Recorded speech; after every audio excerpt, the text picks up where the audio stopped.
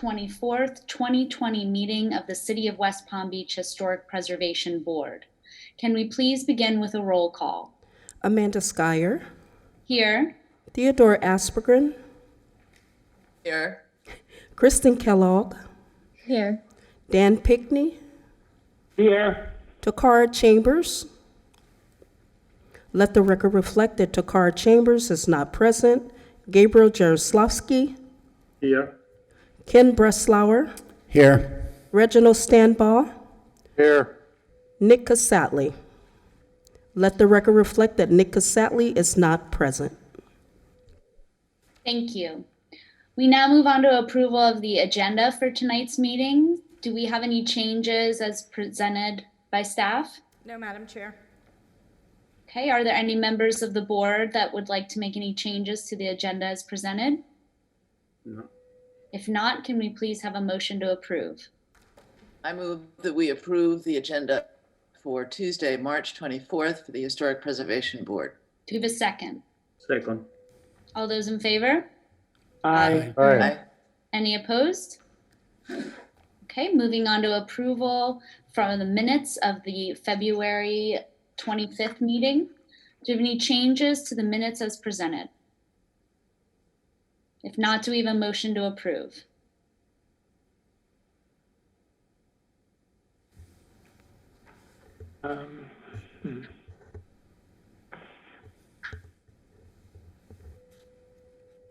We did not hear a motion here in case anyone tried to make one.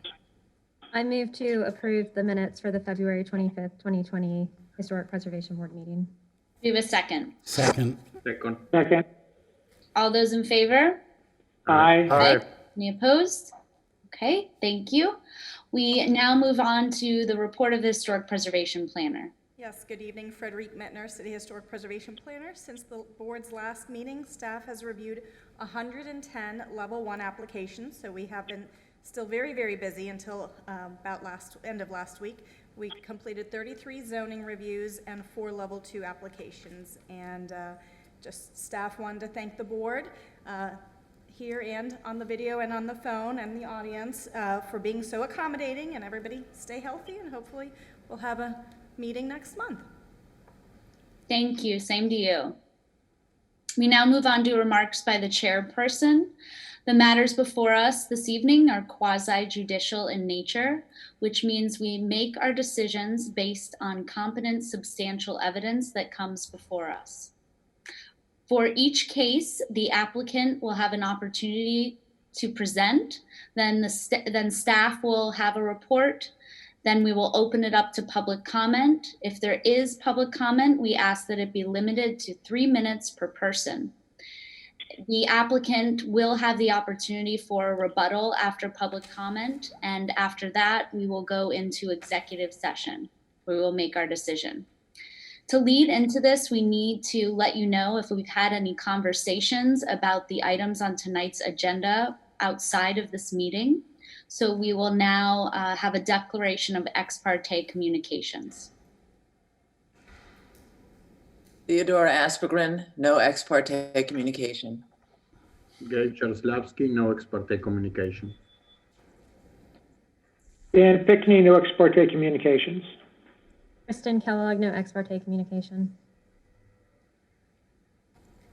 Reginald Stanbaugh, no ex parte communications. Ken Breslauer, no ex parte communication. Amanda Skyer, I did speak with Ms. Mittner about the items on tonight's agenda, but I can make my decision based on the evidence presented. Thank you. We now move on to the public comment portion of our meeting. Is there anyone in the audience there that's here to speak on an item not on the agenda? I don't believe so. Okay. And so we'll now move on to the swearing in of our speakers. If you're here to speak on one of the items on the agenda, please rise and raise your right hand to be sworn in. Do you solemnly swear or affirm that the testimony you're about to give is the truth, the whole truth, and nothing but the truth? I do. Thank you. Thank you. So we will begin with one continued case from the last meeting, case number 20-04, 315 Dyer Road. Chair, just wanted to let you know the historic preservation case 2004 as well as 2015 will be heard at the same time. Okay? Okay, great. Good evening, everybody. I hope you're all well and safe and you're hunkered down until this mess is resolved. I'm Paul Darrow. I'm owner of 315 Dyer Road. Since our last meeting, we've had an opportunity to speak with staff through our architects and have adjusted our plan to accommodate the suggestions of staff. I believe they'll be suggesting tonight approval of both of our applications for demolition and rebuilding. We believe that this project fits well within the historical nature of the area and will be an improvement to the general neighborhood. All of our abutting neighbors are in support of this application. Letters are in your packets from them. Some of our neighbors are elderly. One behind us, directly behind this structure that we're looking to take down, is 73 years old and didn't feel it was appropriate to come out. And one of our neighbors to the immediate west of us has written another letter explaining why she's not here tonight. And one of our other neighbors is here tonight for public comment. So I hope you'll find the recommendation of staff appropriate to approve our application. And my wife would like to read the letter into the record from our next door neighbor.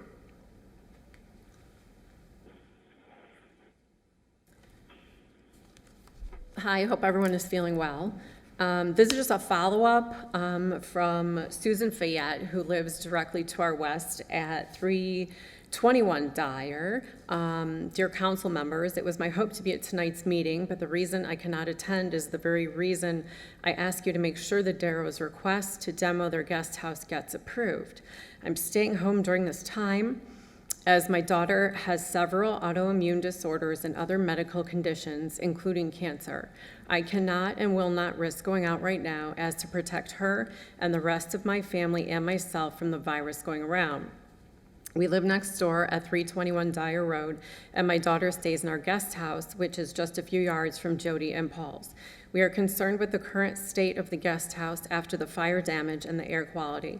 In certain weather conditions, we do have a concerning smell come across our backyard. I would like to ask for the council members' anticipated support in approving their request for demo and rebuild of this property for the safety, health, and welfare of everyone in the surrounding area. Thank you for your consideration, Susan Fayette. So this is just, we had a letter in the packet from her already.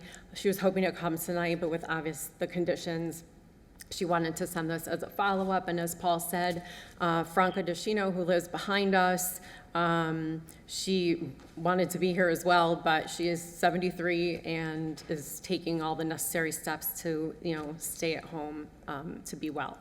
So everything, as Paul said, is in your packets.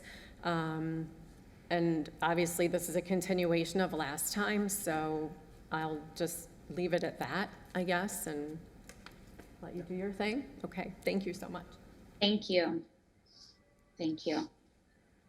Do we have any questions of the applicant?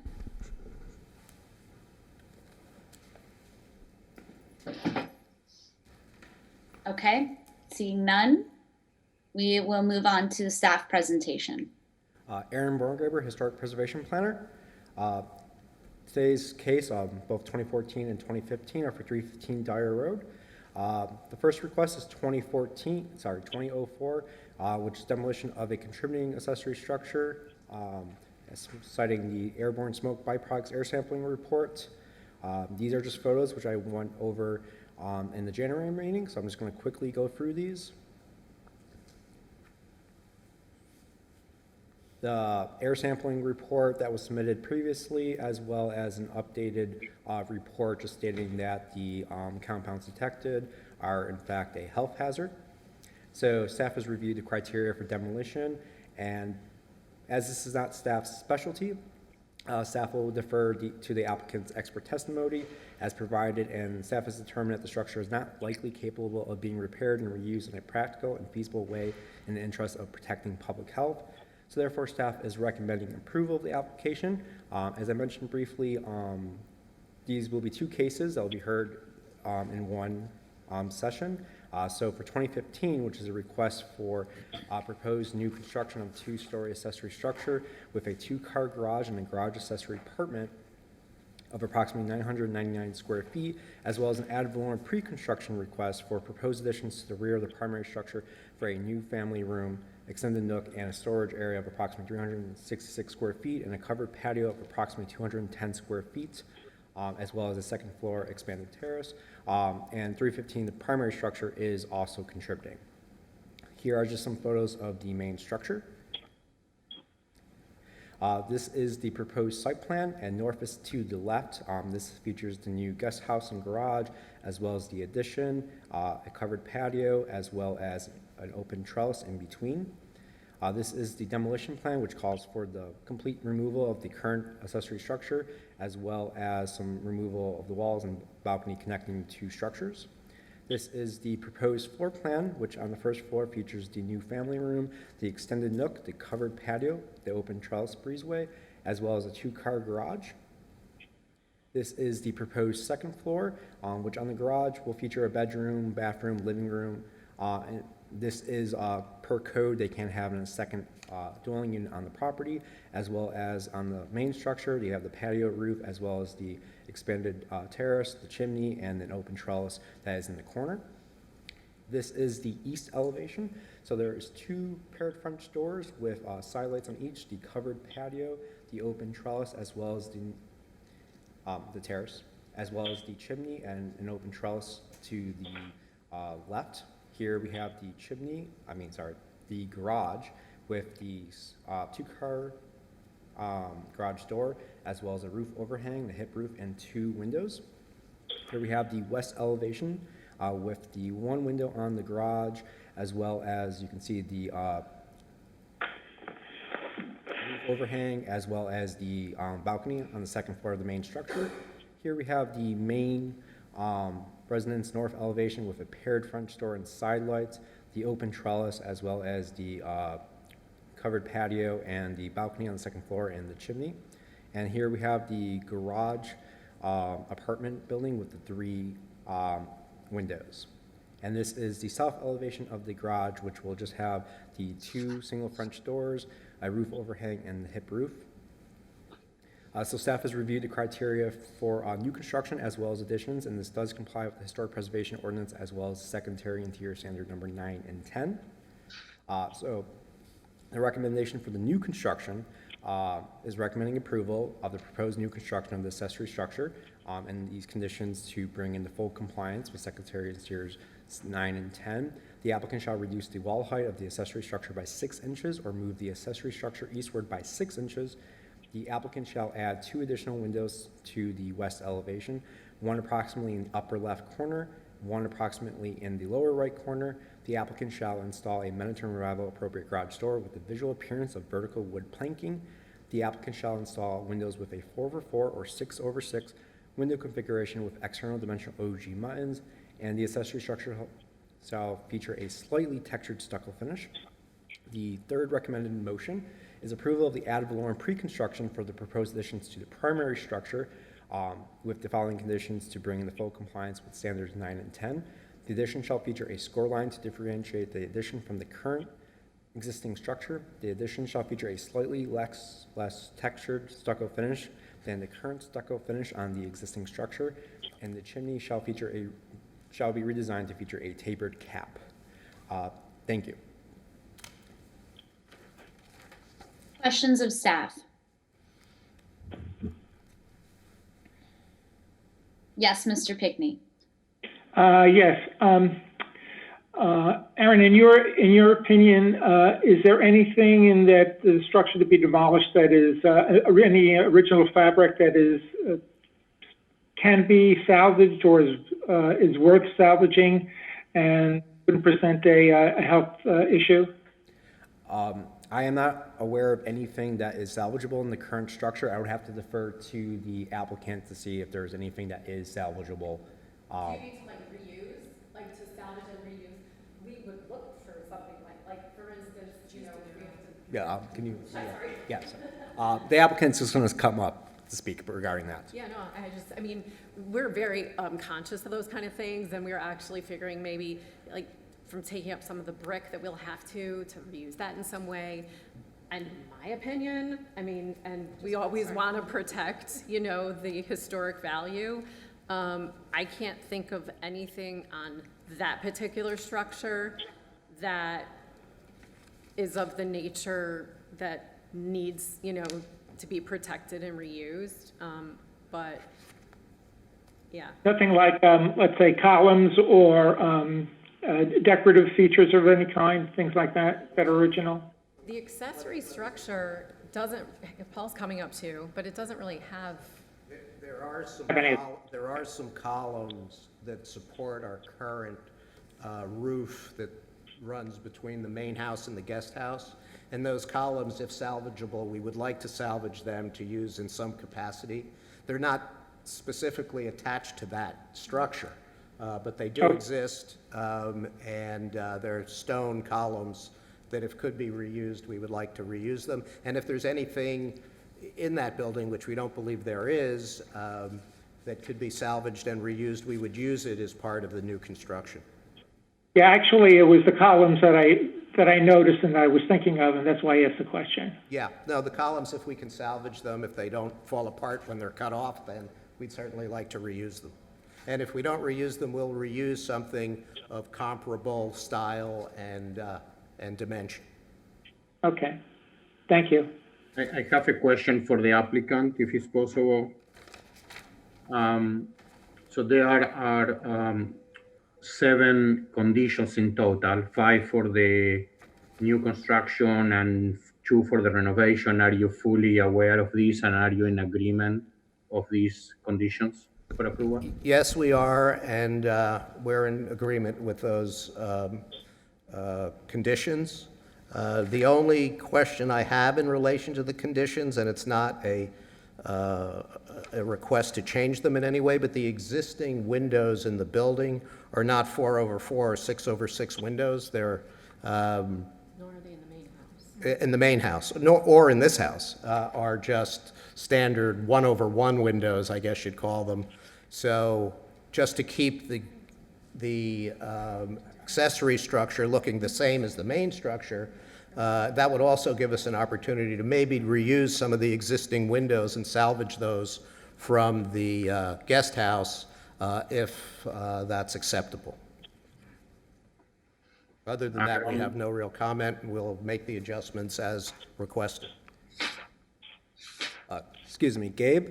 The condition for the 4/4 or the 6/6 windows is based on a real estate photo I've found of the accessory structure in the early 2000s. So I'm assuming that was original windows that were shown in that image? I did not include the image in my presentation, but based on what I could see from the real estate photo, they did have the massing that would be typical of a wood window. Okay.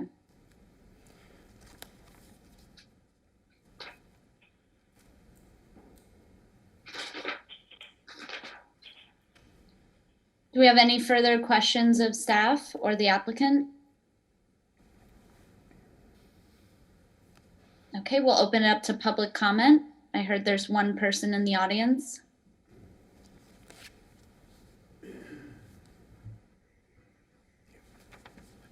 Hi, everybody. Good evening. My name is Robert Kemp. I am the neighbor to the direct east of Jody and Paul. And I was actually the one who was out in my backyard the night the house caught on fire and called the fire department. It was a pretty amazing blaze that went on. So I'm a little surprised that we're even here, because sitting in my backyard right now, if the wind is blowing a certain direction, I can smell like it's still, the wood burning from back there. So I've been a little concerned, not only for me, but like what Jody and Paul said earlier, we do have some elderly neighbors, And if the wind is blowing right, or if there's some rain or any conditions where everything gets moist, you do still smell the char coming from the structure. And in my opinion, you know, I'm completely for them rebuilding and reconstructing the structure. I love the plans, the way it's going to look. I think it's going to fit in great with their house in the neighborhood. And I'm just here to express my full support and hope you guys take that in consideration and give them their approval this evening. Thank you. Thank you. Do we have any further public comment? None that I see. Okay, would the applicant like to say anything in response? I mean, it was in support, but you have an opportunity to say anything if you'd like to.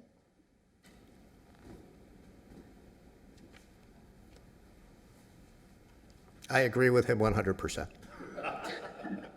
Thank you. Thank you. Okay, so we'll go into executive session then.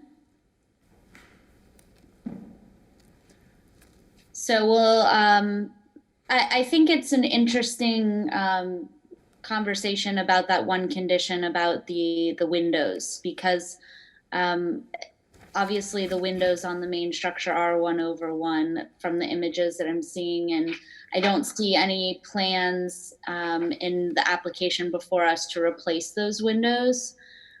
So I think this is an opportunity to go back to what would have been there originally, but I also am mindful of the expense that the owners have gone to already to try to remediate the structure, and now they're going to have to demolish it.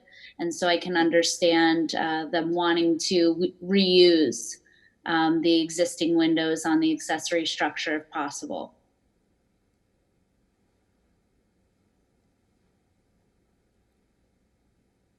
Does anybody else have any thoughts on that?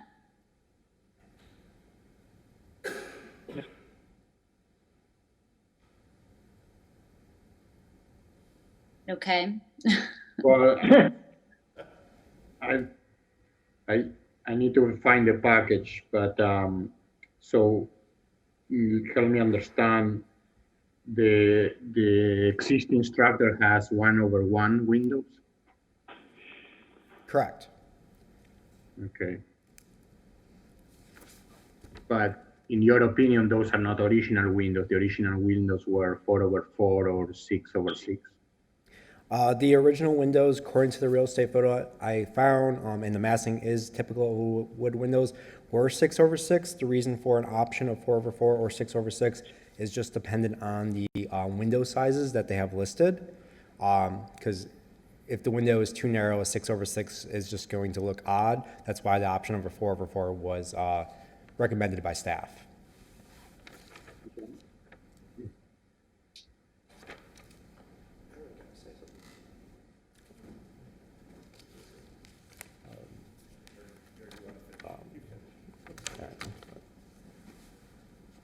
Can you I mean, to our architects on the board, can you reuse windows if they remove them carefully enough from this structure? Is that a possibility? Yes, I think that it can be done. I mean, I kind of inclining, to think that if the original windows were 4x4 or 6x6, probably we should go back to that. But existing windows, if they are removed carefully, they can be reused. Yeah. I would agree. So do we want to keep that condition, I guess is what I'm hearing? Excuse me, Chair. The property owner would like to, I know we're in executive session right now, but the property owner would like to have a comment about the windows. Okay. There is a opportunity for us to reuse these windows, but put mullions in, the kind of clip-in mullions that you have, that would be on the inside of the window, or the outside of the window, so that it would look like a 4/4 or a 6/6, but it would still give us the opportunity to use the existing windows.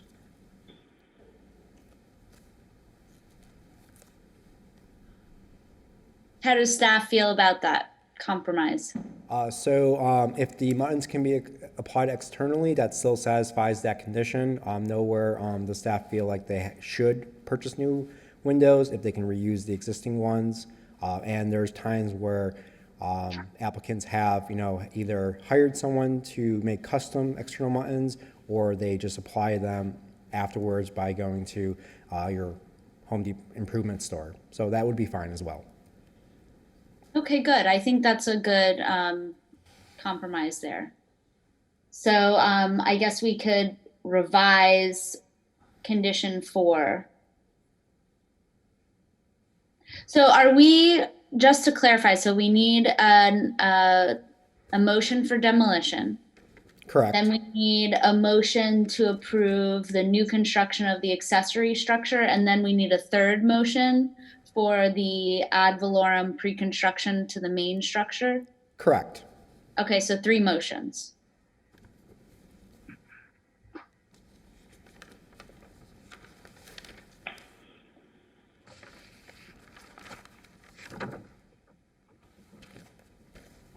Oh, that was one thing I think we didn't anticipate. Does everybody have their proper wording? No. No. I wrote it the best I can remember, so I can give it a shot. Okay. Ken is here. He's got the booklet, and Okay. I think All right, starting with the It's all you, demolition. Ken. Okay. I move that the Historic Preservation Board approve application number 20-04 for demolition in accordance with the demolition guidelines as set forth in the Historic Preservation Ordinance, Section 94-49 of the city's zoning and land development regulations. The motion is based on the testimony presented along with the application submitted and the staff report, which constitute competent substantial evidence. Do we have a second? Second. All those in favor? Aye. Any opposed? Okay, motion carries. Excuse me, who was the second on that motion? I was, I believe, before Kristen. Thank you.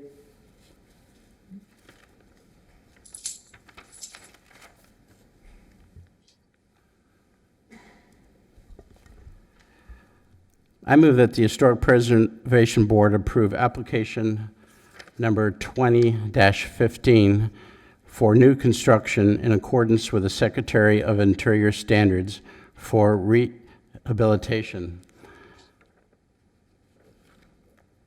Specifically, standards 9 and 10, as well as the additional compatibility criteria set forth in the Historic Preservation Ordinance, Section 94-49 of the city's zoning and land development regulations. The motion is based on testimony presented along with the application submitted and the staff report, which constitute competent substantial evidence. In addition, the approval of this request is made conditional upon the following restrictions, stipulations, and safeguards that I move are necessary to ensure compliance with the purpose and intent of the Historic Preservation Ordinance and the historic preservation element of the comprehensive plan of the city of West Palm Beach. The Secretary of Interior standards, specifically standards 9 and 10. The additional compatibility criteria set forth in the Historic Preservation Ordinance, Section 94-49 of the city's zoning and land development regulations, specifically criteria 4A, 1 through 9. So I read the yeah. The conditions are, 1, the applicant shall reduce the wall height of the accessory structure by 6 inches or move the accessory structure eastward by 6 inches. 2, the applicant shall add 2 additional windows to the west elevation, 1 approximately in the upper left corner, 1 approximately in the lower right corner. 3, the applicant shall install a Mediterranean Revival appropriate garage door with the visual appearance of vertical wood planking. 4, the applicant shall install windows with 4/4 or 6/6 window configuration with external dimensional OG mutons, or reuse the existing windows in the structure. 5, the accessory structure shall feature a slightly textured stucco finish. Ken, can you clarify on condition number 4 that if they do reuse the windows that they have to install an external muntin?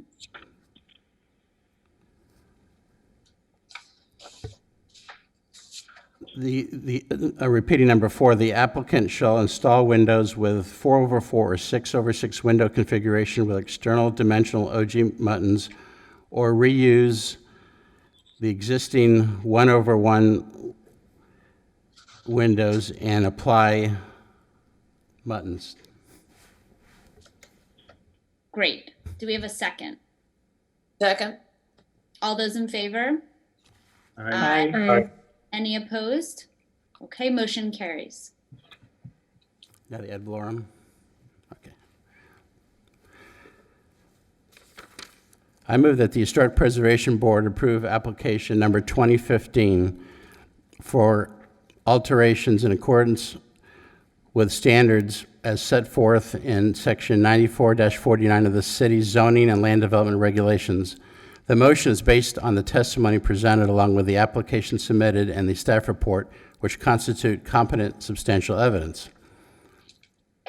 In addition, the approval of this request is made conditional upon the following restrictions, stipulations, and/or safeguards that I move are necessary to ensure compliance with the purpose and intent of the Historic Preservation Ordinance and the historic preservation element of the comprehensive plan of the City of West Palm Beach, the Secretary of Standards for Rehabilitation, specifically Standards 9 and 10, and additional criteria set forth in Section 94-49 of the city's zoning and land development regulations.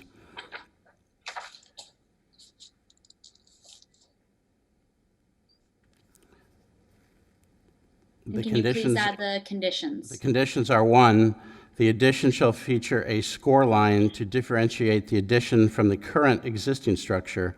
The application shall feature a slightly less textured stucco finish than the current stucco finish on the existing structure. 2, the chimney shall be redesigned to feature a tapered cap. Do we have a second? Second. I got it. All those in favor? Aye. Aye. Any opposed? Excuse me, Chair, who was the second on that? Teddy. I was. Thank you. Okay, thank you. Moving on to case number 20-17, 106 Roosevelt Place.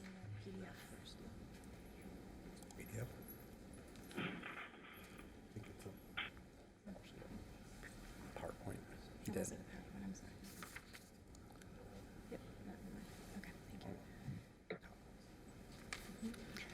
Good evening, ladies and gentlemen. My name is Zdravko Mesaric. I'm representing owner and developer Sena Group, and I'm responsible for architectural design of this project.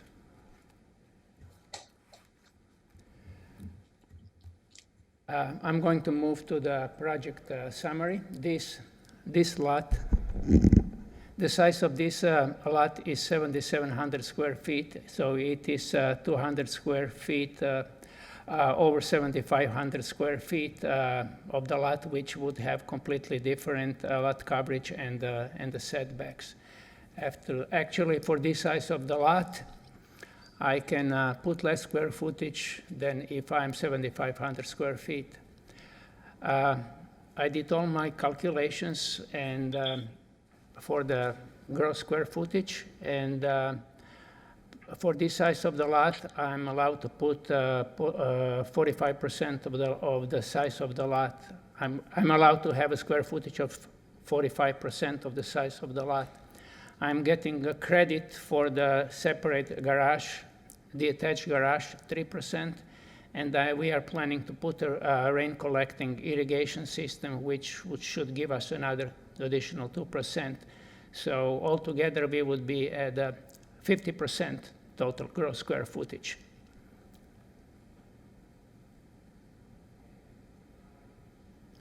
This is a, a site plan. It is a lot is a very interesting lot. It is 55 feet wide, and it is 140 feet deep. And I took advantage of the depth of the lot, and I designed a linear floor plan, which is which has a formal entrance from the street, and then informal entrance for the family from a car courtyard with the entrance into the kitchen and the family room.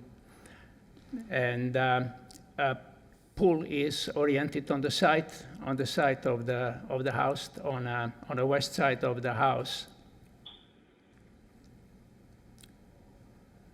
And it has a, a little patio. Above the patio, there is a balcony. Side backs are 10 feet on both sides, and 14 feet from on the back from a main structure, and then garage is 5 feet on each side. Front setback is 25 feet. I'm going to move on the second floor. It's a 3-bedroom. It is a 4-bedroom house, and there are 3 bedrooms on the second floor. And there is one master suite on the first floor and one master suite on the second floor. There is a balcony over the terrace, over the porch. This is a front elevation and side elevation, west elevation. A roof plan. This is a rendering how the house is, proposed house is going to look. And we are going to incorporate all the different kinds of precast elements around the windows, and iron railings around the balconies, and clay tile roof. Windows will be PGT windows, and the French doors all around, and with the horizontal muttons. We are proposing to have a concrete wall in the front in combination with the iron fence too. And this is street elevation, and actually you can see that house is quite in scale to the rest of the neighborhood. And with that, I'm going to finish my presentation, and I'll be ready for your questions. Thank you. Okay, questions of the applicant? What kind of clay tiles are you going to use? Well, on this street, every house has S-clay tile, so I'm proposing to have a S-clay, a high-profile Altusa tile. Okay, thank you. And are you in agreement with the one condition of staff that you use a Mediterranean Revival style railing? That I have to do what? The railing. Yeah. I'll work on the railing with the staff, yeah. Okay.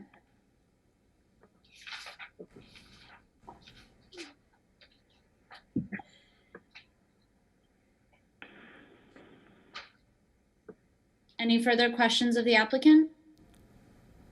I'm just curious. You said that the lot is very deep, and I was just curious why you chose to put the pool in the front yard. I didn't put a pool in the front yard. A pool is 25 feet from the street. Oh, I see. Okay. Yeah, pool is just located on the side on the sidelines of the house. Yeah. Okay. It is kind of a linear design, you know, and the floor plan with where I created enough room on the side of the house that I can squeeze pool 10 feet wide. Okay. I think it's great that you did a detached garage because I think that helps hold the streetscape very well. Well, that was, I think, the main thing why the floor plan works, because I have that courtyard, where actually the owner, can go from a car cart, courtyard into the house, in a kitchen and a living room. So, and when they have a guest, the guest can enter from the front of the street. So I think it works pretty well. Any further questions of the applicant? Okay, thank you. Well, that was easier than addition. Thank you.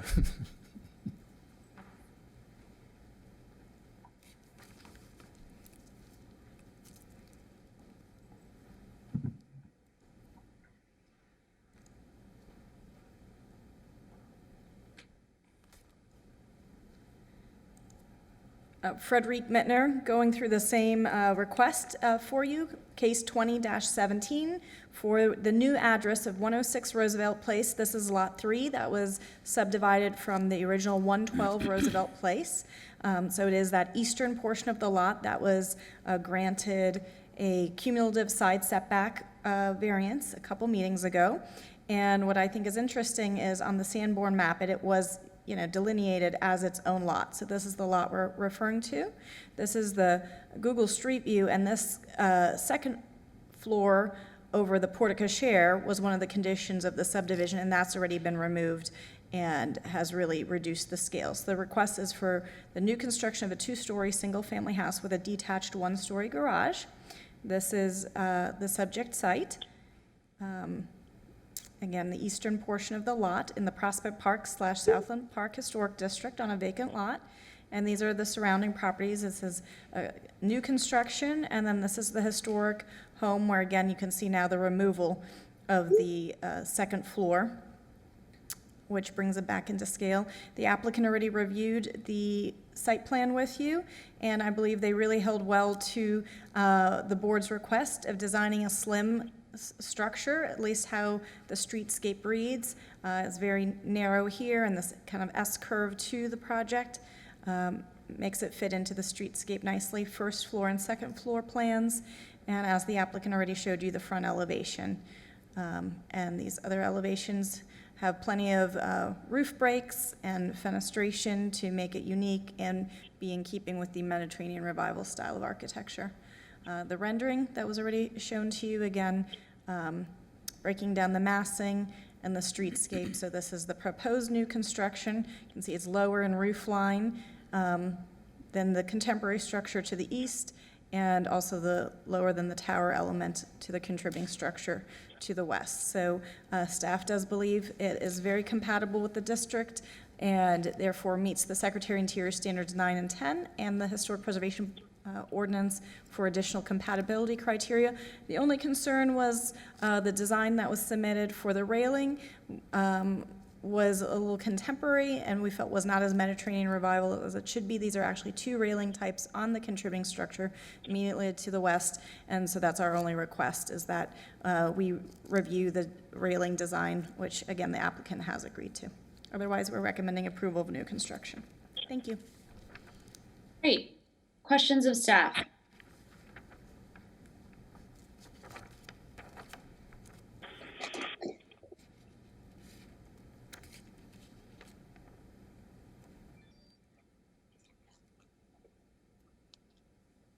Any questions? No. Okay, thank you. Do we have any members of the public here to speak on this item? Nope, no one's in the audience for it. Okay. So we will go into executive session. I just have one comment on it. I think overall it's a very successful project with the massing. Really unique for us to see a project like this fit into for new construction, fit into a historic district so well with the massing itself. My one small comment is that I feel like the front door head height should match the head heights of the adjacent doors, because it's actually a little bit shorter when you look at the front elevation. You were requesting that the height of the front door should be increased. The front door match the adjacent door, the adjacent French door, a little bit shorter. But I think that you could still keep the same detailing, but just raise the head height of it. Yep. Okay, would the applicant be in agreement with that? They are, yes. Okay, great, great. Great, so we have that one additional condition. If there's no further discussion, would someone like to make a motion? Ken? Yeah. Can you clarify the second condition? Ms. Kellogg And was just requesting to that- state, Ms. Kellogg was requesting that the header of the front door match the adjacent door height.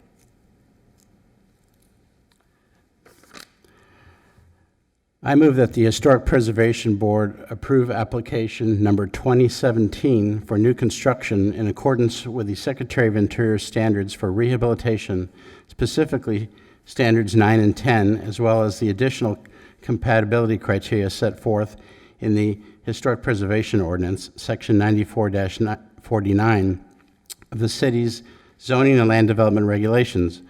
The motion is based on the testimony presented along with the application submitted and the staff report, which constitute competent substantial evidence. In addition, the approval of this request is made conditional upon the following restrictions, stipulations, and/or safeguards that I move are necessary to ensure compliance with the purpose and intent of the Historic Preservation Ordinance and the Historic Preservation element of the Comprehensive Plan of the City of West Palm Beach. The Secretary of Interior standards for rehabilitation, specifically standards 9 and 10. The additional compatibility criteria set forth in the Historic Preservation Ordinance, section 94-49 of the city's zoning and land development regulations, specifically criteria 4A, which the conditions include the following. 1, a more traditional Mediterranean revival style metal railing shall be submitted for staff review and approval prior to permitting. And 2, the front door headers shall match the adjacent. Okay, do we have a second? Second? All those in favor? Aye. Aye. Any opposed? Okay, motion approved. Thank you.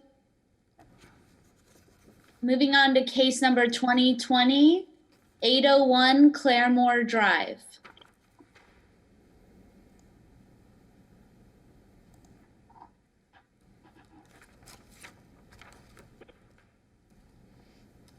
Just make your request known. The applicant is coming up to the podium.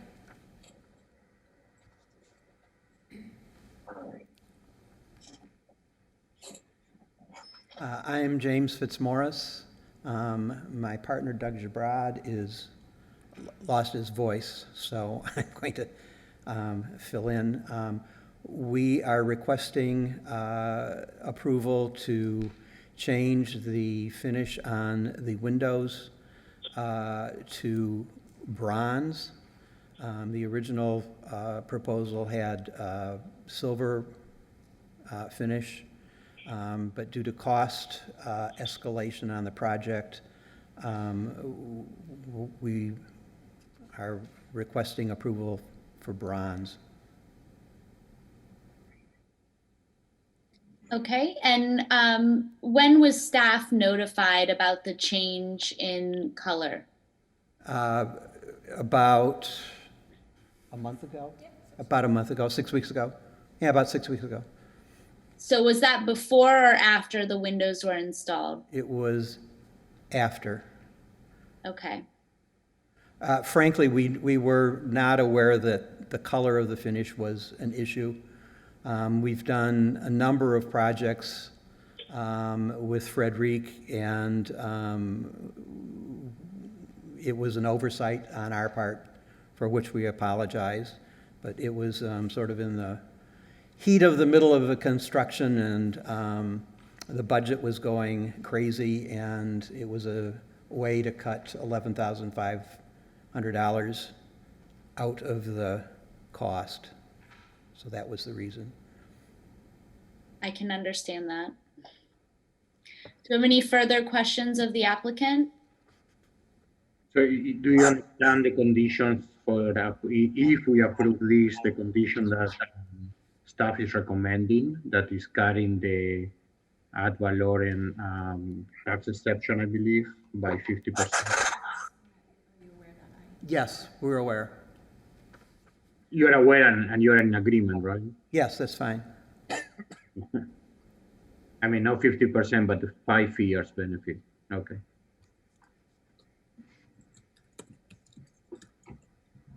Okay, any further questions of the applicant? No. Okay, thank you.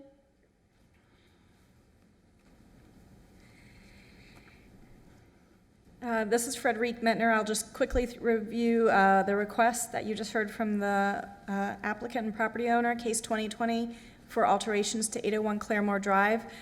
They came in front of you actually March of last year for a very comprehensive rehabilitation of the structure, and there were several conditions in this, and one of the conditions was that the window, door, and garage frames utilize an anodized aluminum finish.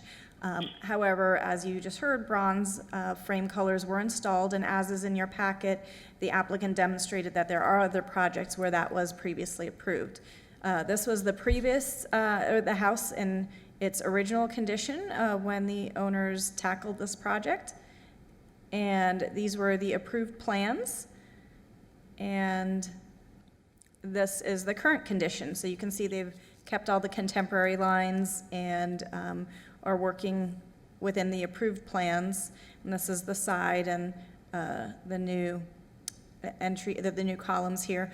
However, as you can see, the windows are, window frames are dark, bronze, maybe almost towards black. However, the glass is lighter than it seems. It's just there's no light on, but here you can see with some white inside, as well as the garage door back here. So we have reviewed it. We do believe it's still architecturally appropriate. The original windows that were there when the applicant acquired the property did not have the anodized aluminum. So even though that would have been more appropriate, it's not that we lost that feature. It actually had the white frames at the time. So we're recommending approval, but with the condition that since it was an ad valorem project, that the length of that benefit is reduced to 5 years. Otherwise, we do believe it's still compatible due to the contemporary nature of the home, and it is a replacement product in either case. Okay, thank you. Any questions of staff? How did you arrive at the 5-year? Actually, it was something that I think we're looking at a few months ago with a different project where I believe the board felt it wasn't in full compliance. It could be any length within that, but we felt that was. I'm just trying to understand if that's commensurate Right. with the Right. crime, if you will. Yes, that's a very fair question. Obviously, the applicant indicated it was about 11,000. We won't know the exact difference until the property appraiser reassesses it. What we could do perhaps is it has to come back to you for completed work approval anyway, and maybe at that point we'll have a better number of what would be more commensurate with the change, and we could leave maybe the length of time contingent upon final approve this change, and then when the completed work gets presented, we can address the time frame then.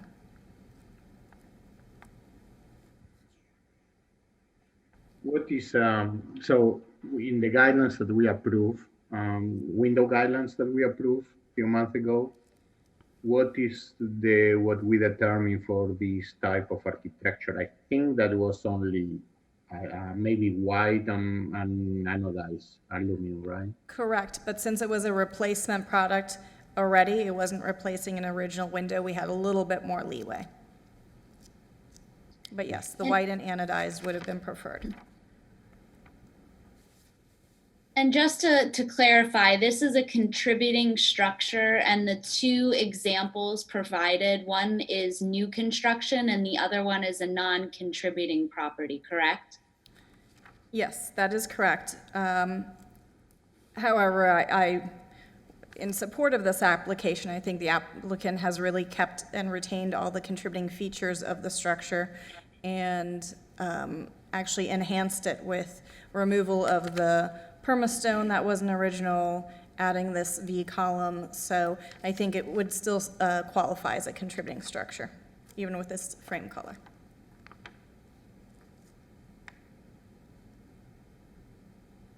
Any further questions of staff? No. I am seeing a picture. I don't know if you can show the picture, but the original approval had okay, because I'm looking at the rendering here that shows the dark fascia. So I don't know what is that, because the rendering has like a dark fascia with a dark bronze rainwater leader. I'm not sure what fascia piece you're talking about, or you're talking about before? The roof fascia. Well, no, I am looking at the rendering, so I don't know what was approved. It was, I guess that this is a big, I mean, I don't know that you can see that. Oh, yes, so that is painted, I believe, on the South Olive address that was submitted. That is another project. That is another project, yes, utilized by the applicant as an example of how it would be appropriate and how staff has previously approved this window frame color. Now I understand. I believe it's painted.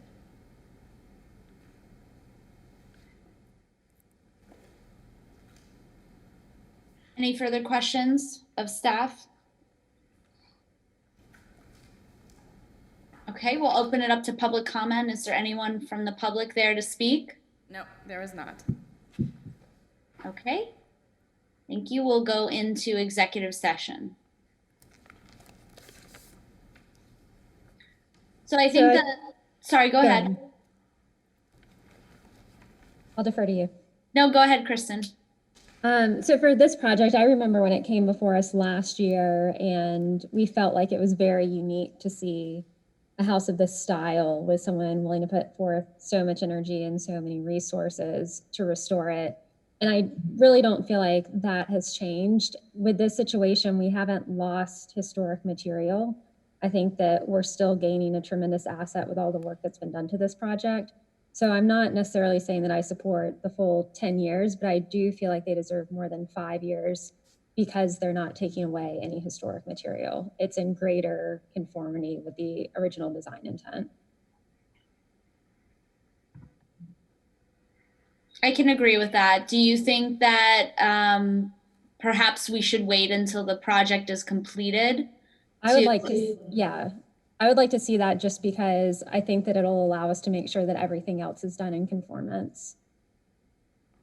Okay, I think that's a good idea. So with that, unless there's any further discussion, we could have a motion to approve removing the suggested condition by staff with the understanding that we'll reassess that recommendation at a later date.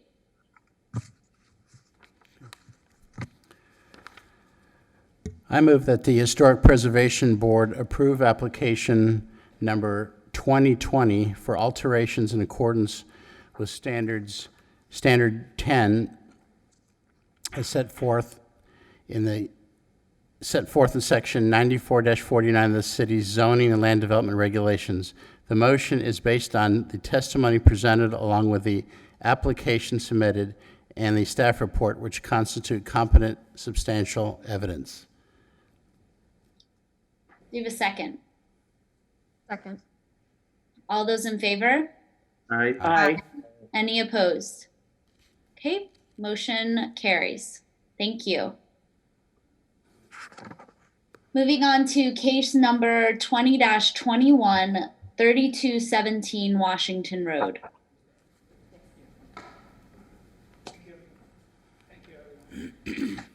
Thank you.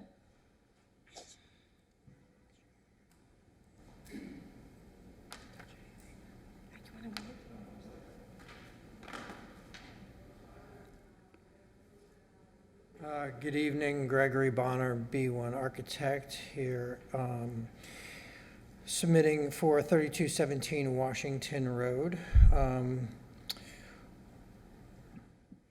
The property happens to be on the corner of Greenwood and Washington.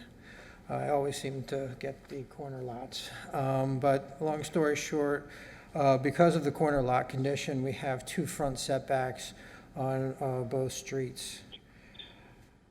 Here's the site plan on the left. You'll see the existing site plan. And long story short, we are trying to add an addition between the 2 structures, maintaining the 6-foot differential between the main house and the accessory structure. The accessory structure will remain as is. We are requesting to add a pool at the southwestern corner and create basically a new entry condition on Greenwood, since Washington is extremely busy, and the only adequate parking for any guests would be along that Greenwood Avenue street. We've got an addition of a family room and a dining area on the first floor. And on the second floor, and I'll just go to this. This is the aerial map, so you can see it's only 3 houses from the Intercoastal on the corner of Greenwood and Washington.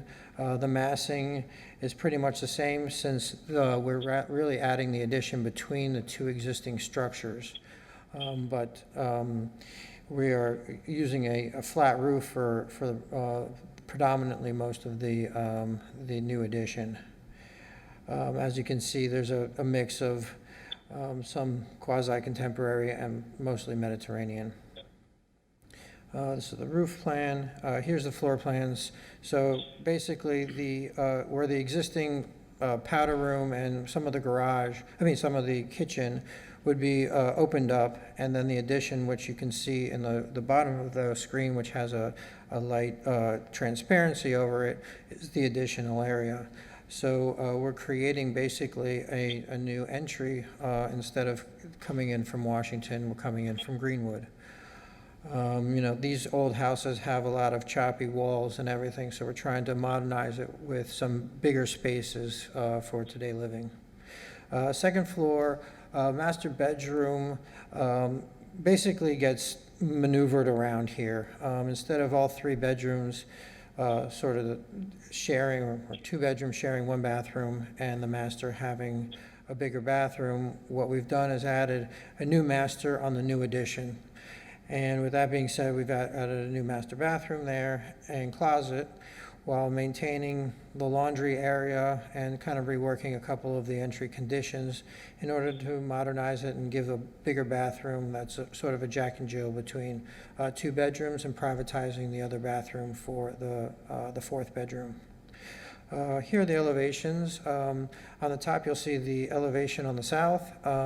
The first one is the existing, and the second one shows you the proposed. So you can see it in a light transparency, the new addition with the living room on the first floor and the master bedroom on the second, and the new entry doors, the existing doors, but the new entry sort of shed roof over that to create the new entry. On the east, it remains exactly the same. On the north, you'll see the addition. Again, it's just a flat roof. And then on the west, again, it is primarily the same, except where the addition bumps out, we'll have some new windows, but the massing itself remains the same. Here's a section just showing how the addition connects. And that is my presentation. Thank you. Oh, and by the way, Ken, I know you're my man.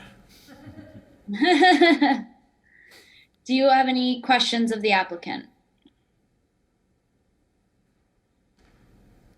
I mean, if we can go back to the floor plan, to the main floor plan, the only comment that I have is if the addition on the main house, where the walk-in closet is, my opinion is that should be maybe pushed back, like we suggested in several projects, like 8 inches to differentiate the new with existing.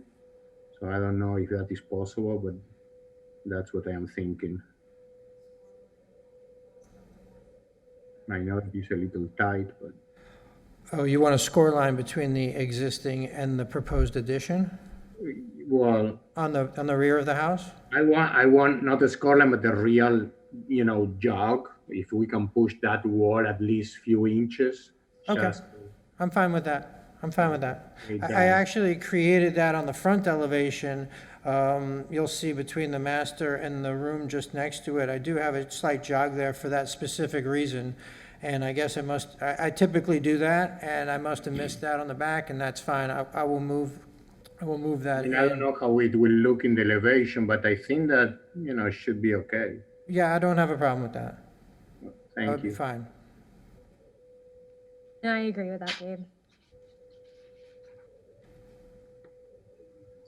And have you had a chance to review with your, have you had a chance to review the one condition that the main house and the accessory structure will not be connected with a solid roof? Yes, that's fine. Okay. So then we'll have those two conditions. Great. Okay. Any further questions of the applicant? Thank you.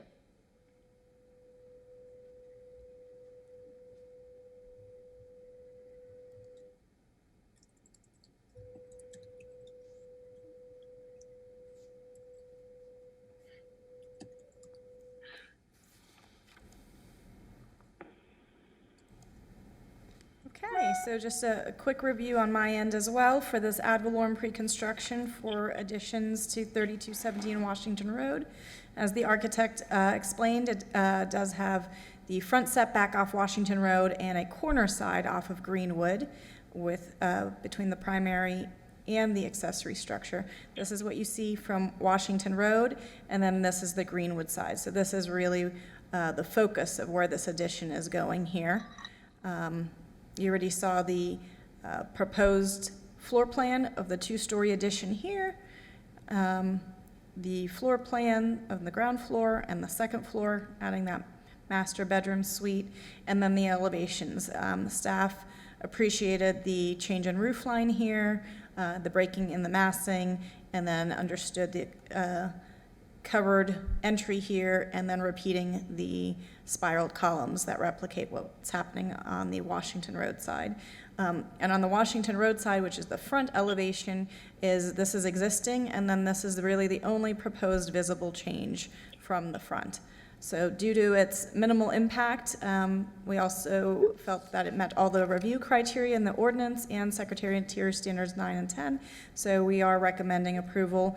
The one item was that clarification that is not a solid roof line between the primary and the accessory, and that was just because there was a small discrepancy on one of the plans. It had said a canopy connection or a canvas awning on this, but one other in elevation, it looked a little different. So we just wanted to confirm that, again, that would not be permanently connected. That is all. We recommend approval. Great. Do you have any questions of staff?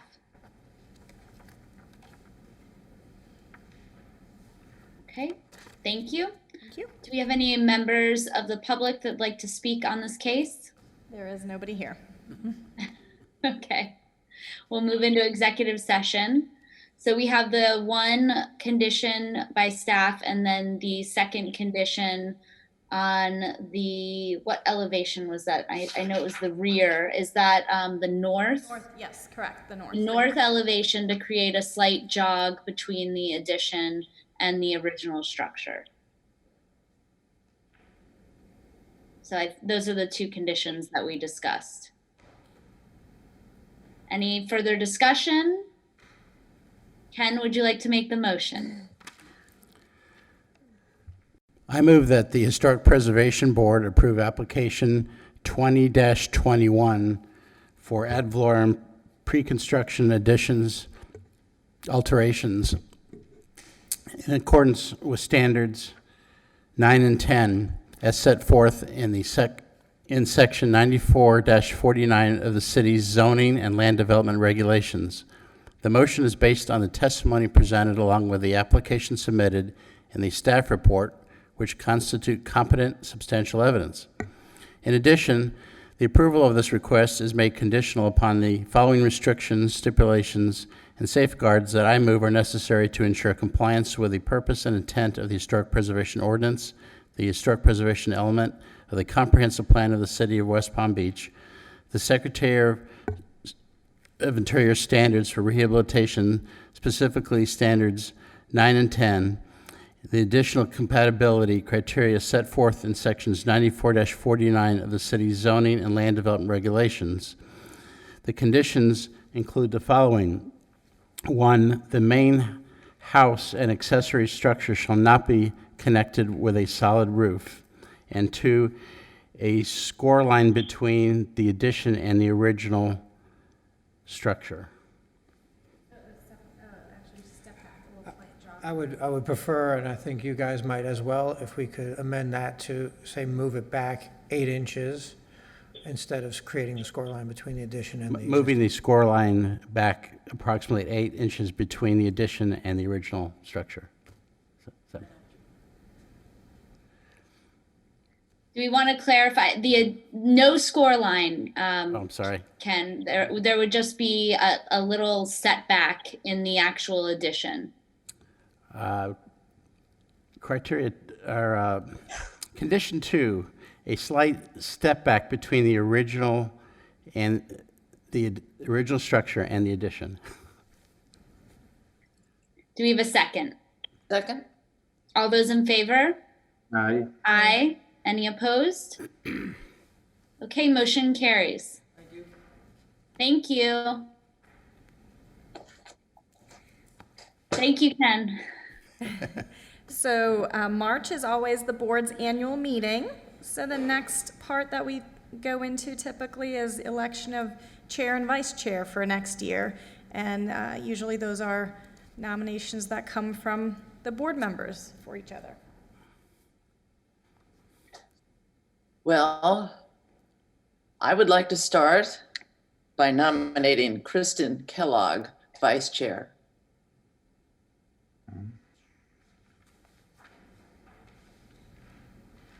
Do we have a second? Second. All those in favor? Aye. Aye. Any opposed?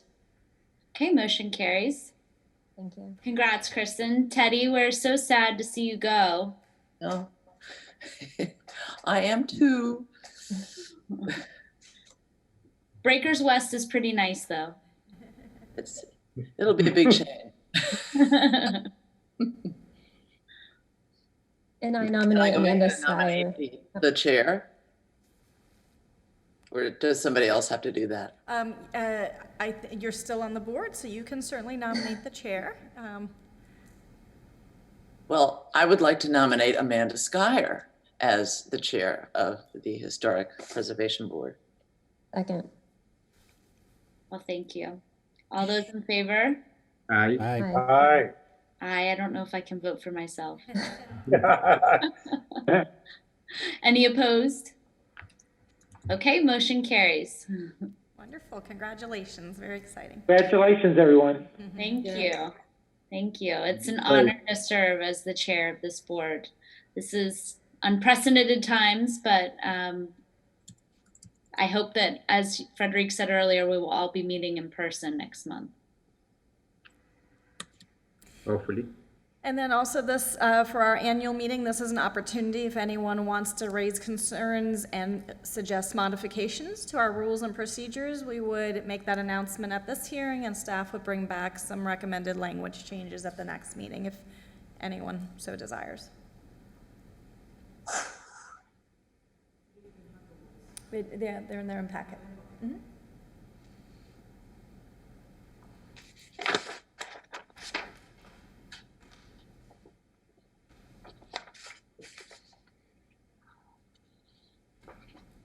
I don't have anything. Does anyone else? No. No. Okay, so no changes Okay. at this time. Okay. Do we, with that, I believe we don't have anything else on the agenda. That was it. Would someone like to make a motion to adjourn? I move to adjourn the meeting. Do we have a second? Second. All those in favor? Aye. Aye. Any opposed? Okay, thank you all. Yes, thank you. Thank This you, worked out Amanda. well. Stay well, stay Thank safe. you. Yep, stay healthy.